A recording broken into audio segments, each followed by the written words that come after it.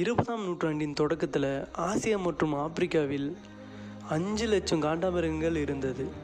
தற்போது உலக அளவில் பார்த்தீங்கன்னா 29,000 காண்டாமிருகங்கள் மட்டும்தான் இருக்குது.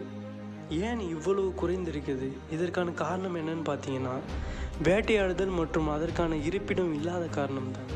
உலக அளவில் தந்தத்துக்கு நிகரான விலை கிடைப்பதால் கொம்புக்காக வேட்டையாடப்படுகிறது.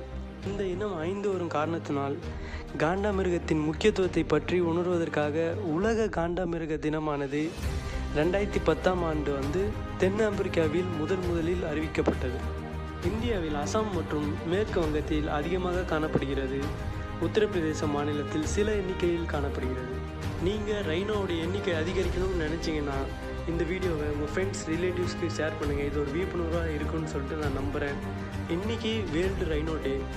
Save the rhino, respect the animals. இந்த மாதிரி இன்ஃபர்மேஷன் தெரிஞ்சுக்கணுன்னா இந்த சேனலை சப்ஸ்கிரைப் பண்ணுங்கள்.